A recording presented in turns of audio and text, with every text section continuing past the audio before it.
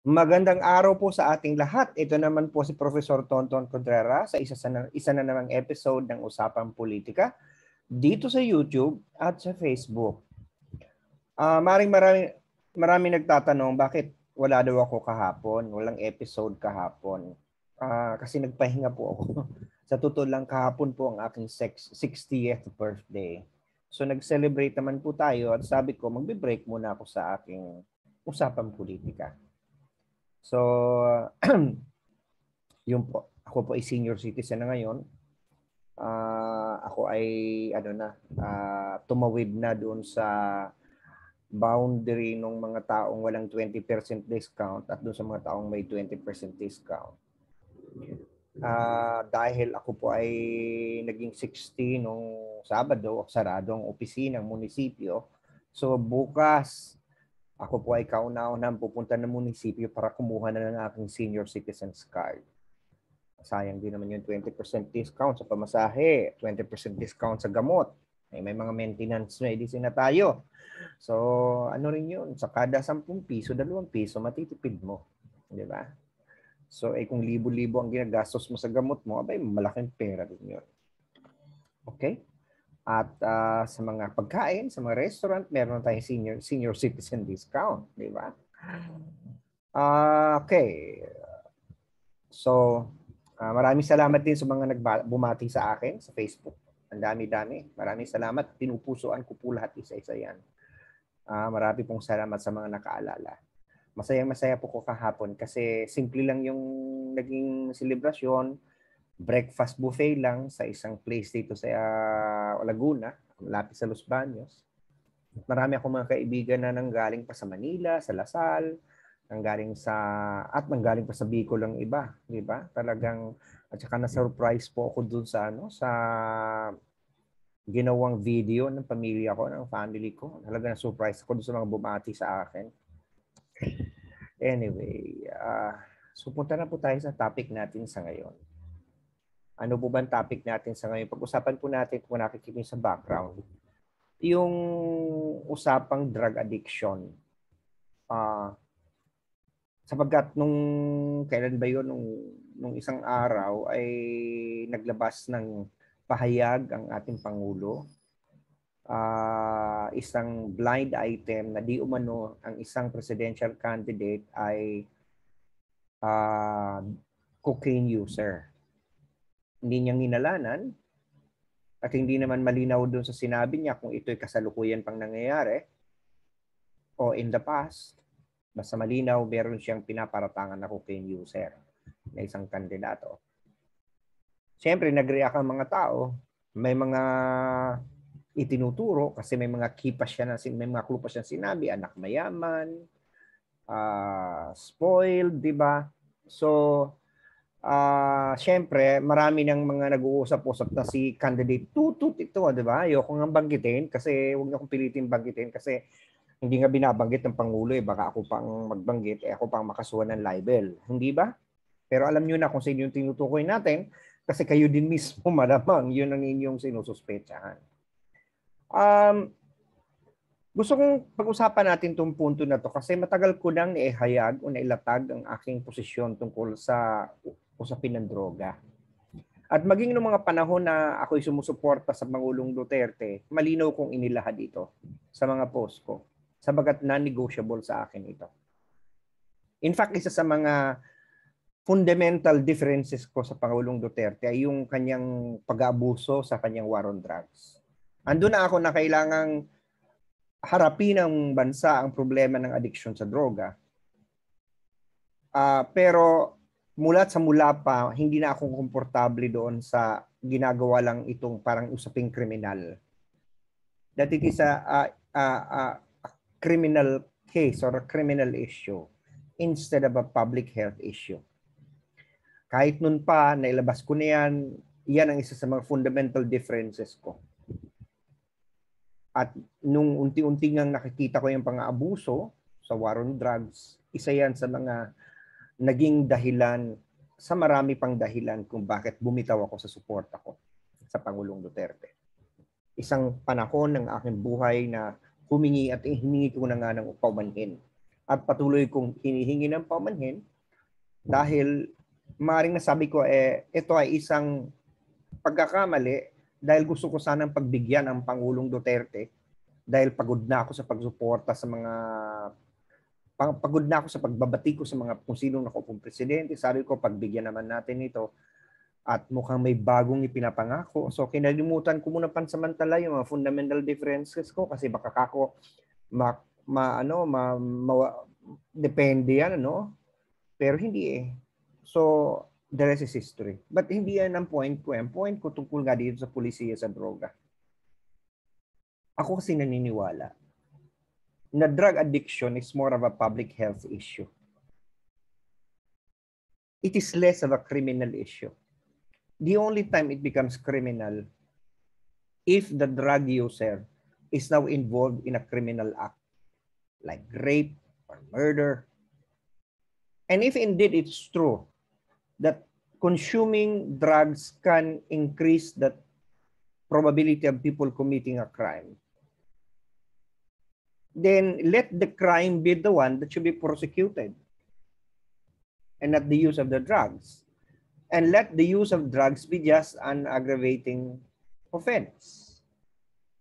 Okay? For example, no one is saying that you should not drink. Pero pag nanggulo ka na at lasing ka, pwede ka nang mahuli ng barangay. Pag ikaw ay lasing na nang rape ka ng tao dahil sa kalasingan mo, pwede kang kasuhan ng rape. Pag ikaw ay lasing at nag-drive ka, kahit hindi ka pa nga nakakabangga o nakaka-disgrasya ng tao, the mere act of driving while intoxicated is already an offense. Kasi pinagbabawal. So bakit hindi natin i-treat ang droga na parang alcohol? Na kung saan malinaw na meron tayong mga public health campaigning on the danger of using drugs. We regulate its use, we register the use. We have a registry of all people who are using particular kinds of drugs, that they procure it in legal sources like Mercury or drugstores. And there are certain levels of security, okay, that it opens a possibility that drugs could be used as a prescription for certain ailments, like marijuana is a prescription, medical marijuana. Fentanyl, for example, is a drug that has some effects, but it is also used for certain health problems. Now, I'm not sure about the pharmacological or the chemical characteristics of shabu. But I'm not saying that, people should now freely use shabu. Now, perhaps you can use it at small doses if it helps you to be awake. For example, may mga tao na kailangan nila mag-shabu para ma-prolong ang kanilang energy, like yung mga nagtatrabaho ng 24 hours, etc. As long as it is regulated, as long as, I don't know. There has to be scientific studies on this. But when people commit crimes that are punishable by the revised penal code, then that's the time na tingnan natin na aggravating yung pagiging drug user mo. Okay? So for me, drug addiction should be considered a public health issue in the same manner that alcoholism becomes also a public health issue. You go into rehab if you are now an alcoholic. Because that is not just consuming alcohol, it's now consuming drugs. It's now being addicted to alcohol. Now, drugs might be different because you can easily become addict. And that is why there has to be very stringent regulation on its use. And when it becomes an addiction, then it also can go into rehabilitation. It's seen as a public, it's seen as a public health concern. So yun ang sa akin from the very start, yan na ang stance ko. yung the mere possession of a drug is no, if you're going to regulate drug use and make it something that can easily be available upon tight regulation in commercial sources, then that address the issue of no longer hindi na natin problema yung monitoring. Na malinaw na kapag ikay gumamit ng droga daw wala kang authority to use drugs, wala kang lisensya. So magkakaroon tayo ng license to use drugs. Pag wala kang license, when you use drugs without a license, then that is already a violation. Para ikaw ay makabili ng droga, kailangan may license ka. So, I am looking into that. Many people have laughed at this and said, sobra yan, prof. Kasi dapat nating isipin, maraming gumagamit ng droga na hindi naman nanggagahasan ng tao. Marami naman gumagamit ng droga na hindi naman gumagawa ng krimen. Okay? Itong sinasabi na to ni Pangulong Duterte, kung talagang totoo ito, gumagamit ng cocaine, ikatakbo kang mga sa pagka-presidente. Di ba? So, sa salita, there are many things that could, even if you use these drugs, if they are managed well, then you might become a productive citizen, that you can even become president. And so, but since you are now prone to certain kinds of activities, then you have to be licensed so that the state can regulate its use and watch you. And indeed, if you commit a crime that can be proven to be drug-related in the sense that it is because of your drug addiction or use, ibang klase na yan, di ba? Para ka na rin yung nag-consume ng alcohol, nalasing ka, nakabangga ka ng tao. Or dahil sa kalasingan mo, nakapag-rape ka ng tao, nakapatay ka ng tao. So, yung rape, yung pagpatay, yung homicide, unintentional homicide, due to reckless imprudence, yun ang mga krimen na pwedeng patawan ka ng parusa. At kung nararapat, gagamitin ngayon na aggravating circumstance ang paggamit mo ng droga. Lalo na kung ito'y walang license. So, ganun ang aking pananaw. And then you have drug addicts should be rehabilitated and not jailed and killed if they're not committing a crime. So you only get apprehended if you commit a crime. And then we can say that the illegal use of drugs becomes now a use of drugs without a license. You are not a licensed user. So it's an illegal use. So we can also penalize those who sell drugs without license, yung mga drug peddler. So makikita na natin, importante ang papasok ang Estado. So ang giyera ay masi-shift, ma-reframe yung giyera sa droga will now become a different ball game. And I'm awaiting a particular president, any of the presidential candidates who is going to say this thing. Hanggang ngayon wala Wala sa kanila nagsasabi ng itong klase ng pulisiya. Sa akin kasi, ano naman kung nag-cocaine yung tao? May nagawa bang krimen? Kung katulad niya, nag-ambisyon pang maging presidente, di ibig sabihin productive siya. Di ba? Nakagawa ba siya ng krimen na related sa droga? Yung pagdudroga niya? So yun yung point ko. And it applies to all people, regardless of my partisan color or bias. Para sa akin, importanteng ma-reframe natin. At marami mga bansa na nga na ganyan ang kanilang ginagawa. Kasi andun yung debate na akala, dadami ang magiging kriminal. Kung wala kang gagawin, kung hindi mo babantayan, mabuti nga yun kasi klaro na babantayan mo yung mga gumagamit ng droga kasi nakarehistro yan. Lisensyado yan. May card kang ipapakita. At bago ka mabigyan ng lisensya, kailangan may mental health, yung lahat ng pwede mag-impose ang Estado ng maraming requirements. Dapat may income ka. Di ba? May kita ka kasi kung wala ka na nang kinikita, may gagamit ka pang droga. Di ba? Tapos may waiting period. Hindi pwedeng yung pupunta ka sa butika, bibili ka ng droga, bibigay agad sa'yo. Maghihintay ka ng mga 1 week.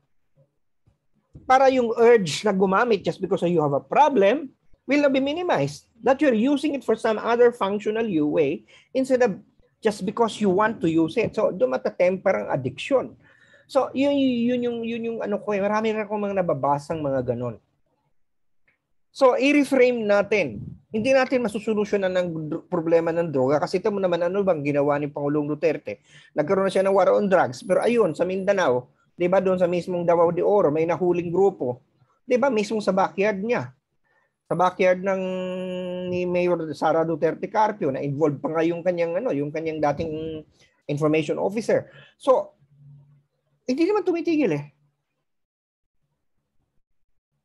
And I know for a fact that based on rumors that I get, fact but not rumor, the fact is that I know of rumors, not that I know it for a fact. But may mga narinig ako mga chismis sa parlagana pa rin na paggamit ng droga, mga party drugs sa mga elites. Di ba? Ayun nga ang problema ko kay Pangulong Duterte. Pag pala mayaman, anak mayaman na pwede maging kandidato sa pagiging Pangulo, iti-chismis mo na lang, blind item. Pero yung mga simple mga tao, yung mga mahihirap, yung mga nasa kalye, na mga petty drug pushers at mga drug users, yun ang malalagay lang sa alangan, yun lang ang itutukhang. Yun ang manlalaban at mamamatay. Diba? Yun lang ang masasubject sa extrajudicial killing na tinatawag. So doon ako medyo concerned. Pero ako yan ang pananaw ko. Matagal ko nang nilahad yan ng tagal na sabagat mula sa pulpag ganyan ang posisyon ko sa drugs. Let it be a public health issue. Let those drug addicts be rehabilitated. And if they're involved in a crime, then let them be punished on the crime. But let us decriminalize the possession and the use of drugs.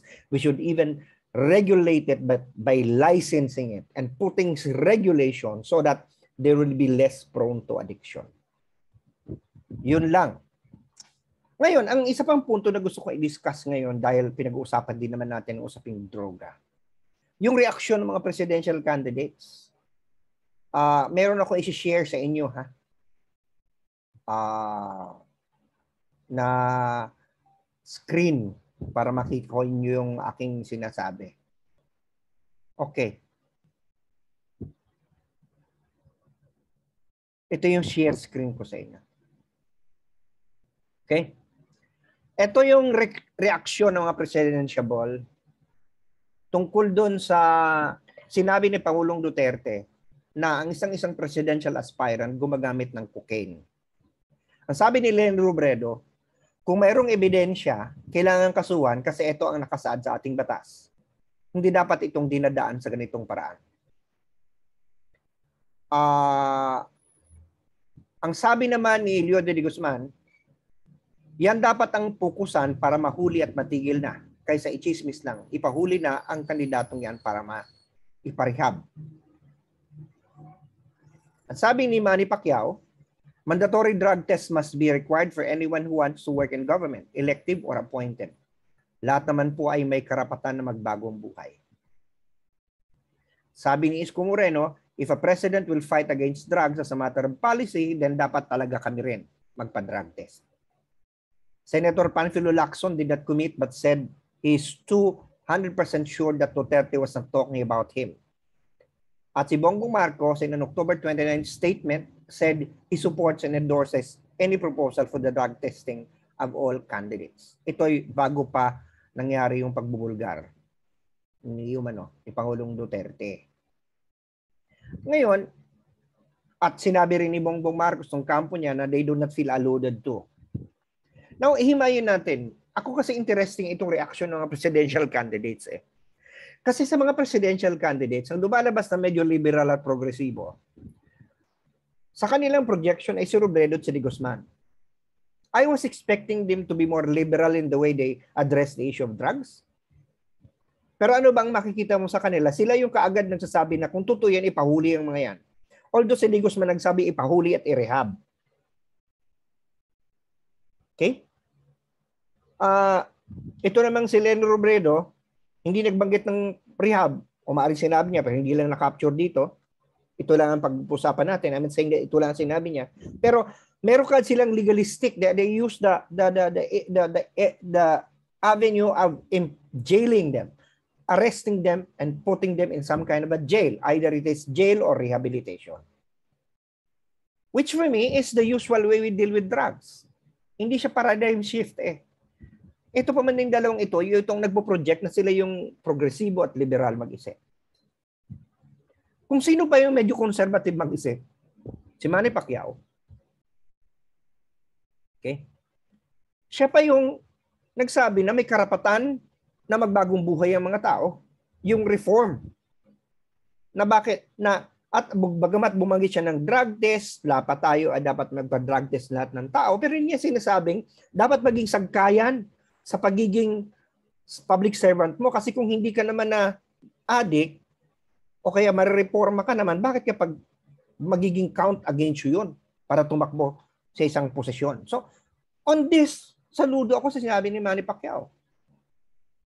Ang kay Isko Moreno ay testing din ang kanyang, ganun din si Bongbong Marcos, they are for drug testing, but they don't talk about what you're going to do when the person becomes positive. Although hindi nga natin sinasabi na ito lang sinabi nila, maring may ano. So, of course, Panfilo Lacson not committed. This is my problem with Panfilo Lacson, you know. Parang minsan tipid siyang magsabi ng kanilang stance kasi sinabi lang niya, ang alam niya, 100% sure siya, hindi siyang tinutukoy. So, yun ang point ko dito. My point here is that I see this as basically an irony. An irony that the two candidates that are supposed to project themselves as liberal and progressive, Leo de Guzman and then Leni Robredo, who tends to be center of left, sila pa yung ang kanilang reaksyon ay banatan agad, hulihin agad. At actually nami-mirror yan sa mga supporter ni Leni, yung mga dilawan, yung mga pinklawans. Remember, ito yung mga tao na scandalize sa war on drugs. Sila yung mga tao na bigyan natin ng pagkakataon ang mga drug addict. Iparehab natin yan. Ayaw nila ng police power of the state. Kinukontra nila ang EJK, kinukontra nila ang war on drugs. That they fight for the rights of a drug addict. Ngayon, nung magchismis si Pangulong Duterte at mukhang may tinutukoy na kandidato na hindi nila gusto, na sa tingin ko ay alam naman natin kung sino, si Tutut, ano ba ang sumasa? Nakikita mo, they pounce on it. You know, they gleefully announce that this candidate that they don't like is a cocaine user. Parang, anyari kuya ate. Bakit ganun? Akala ko ba pinaglalaban yung karapatan ng mga adik at mga karapatan ng mga gumagamit na hindi naman dapat sila tingnan bilang mga kriminal agad? Bakit ngayon parang you gleefully put, you know, insult. Hindi nga inalanan pero murang agad kayong mga sapanta. Hindi ba pagiging ipokrito yun? Hindi ba pagiging inconsistent yun? Anyway, sige, diyan na muna tayo magtapos. Basta inuulit ko ang stance ko sa war sa drugs. Inuulit ko, I am for it being seen as a public health issue. And whatever criminal liability must only be when the addict or the user is involved in an actual criminal act. And not just because he or she is in the possession of drugs or he or she uses drugs, that is already considered a criminal. Okay, we should license and regulate the use of drugs. O sige po, sana nakapagsilbi ako sa bayan dahil yan ang sinabi ng UP sa akin, serve the people, at sana nakapagturo ko sa inyong kaisipan, na-plus ko niya mga puso, at nakapagbabago ako sa inyong mga pananaw sa buhay, lalo na sa usapang politika. Dahil sabi sa akin ng Lasal, teach minds, that's how to transform lives. Muli, tayo pa'y mag-iingat at although mababa ng pababa na mga kaso ng COVID-19 dito sa Los Baños, 5 na lang ang kaso. Ang tagal na laging walang new cases. Sana magtuloy-tuloy. Mag-wear pa rin po tayo ng face mask. Kahapon, maaaring may nagtanong sa akin yung birthday party ko ba, merong, po, hindi po pwedeng umating kahapon yung hindi fully vaccinated. At talagang ginamitan namin, kaya nga open air, hindi siya enclosed, at saka sinunod po namin yung spacing rules. At saka naging stricto po kami na hindi pwedeng pumunta ang hindi fully vaccinated. Okay? So ingat po tayo lahat.